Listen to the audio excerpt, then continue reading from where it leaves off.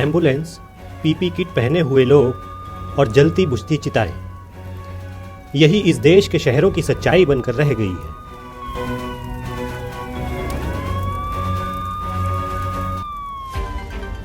दिन रात 24 घंटे चिताओं की भट्टियां सुलग रही हैं। रात के अंधेरे में शमशान की चिताओं से धुआं उठते देख लग रहा है साक्षात यमराज धरती पर उतर आए हैं।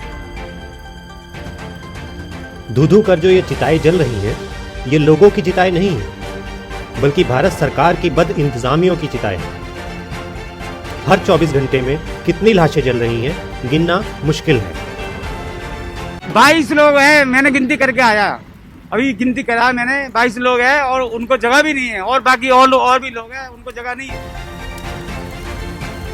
कहते हैं कि सूर्यास्त के बाद चिताएं नहीं जलाई जाती, लेकिन जब देश में महामारी फैली हो तब नियम कायदे सब पीछे छूट जाते हैं।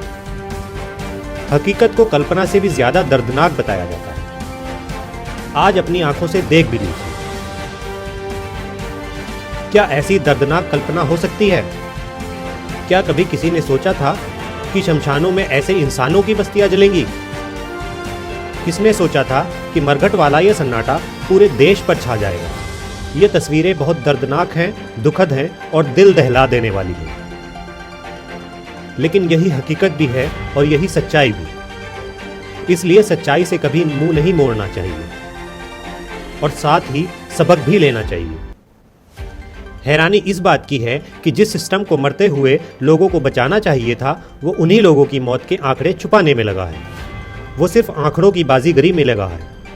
एक रिपोर्ट के मुताबिक सन 2020 में कोरोना सितंबर के महीने में पीक पर था, लेकिन इस साल की बात करें, अप्रैल में ही कोरोना ने सारे रिकॉर्ड तोड़ दिए हैं, जिसमें महाराष्ट्र पहले नंबर पर, उत्तर प्रदेश दूसरे नंबर पर, राजधानी दिल्ली तीसरे नंबर पर है। बंगाल की स्थिति भयावह हो चली है। दिल्ली में तो लॉकडाउन की सीमा बढ़ा दी गई है। हमारे बड़े भाई परसों एक्सपायर कर गए। एक भाई पेपर पड़ा हुआ है, कोई इलाज नहीं हो रहा है हमारे भाई को। कोई नहीं, एक भाई हमारा खत्म हो गया, दूसरा खत्म होने वाला है। कोरोना ने ऐसा कहर मचाया कि किसी को कुछ समझ नहीं आ रहा। जिनके ऊपर देश और देशवासियों की जिम्मेदारी है, वो संवेदनहीनता की चादर ताने हुए लंबी नींद सोए हुए हैं।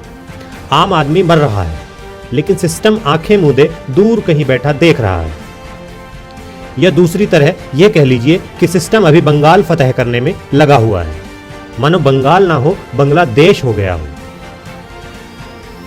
दूसरी तरफ सिस्टम ने चंद लोगों को धर्म और आस्था की अफीम चटाकर हरिद्वार में गोता लगाने के लिए छोड़ दिया है कि जाओ और महामारी फैलाओ, ताकि हम वापस आकर लोगों की परवाह का ढोंग कर उनसे तालियां और थालियां बजवा सकें। भले ही कोविड को अगर आप गंभीरता से नहीं ले रहे, तो इन तस्वीरों को देखकर आप भी संजीदा हो जाइए। महामारी का रूप विकराल हो चला है।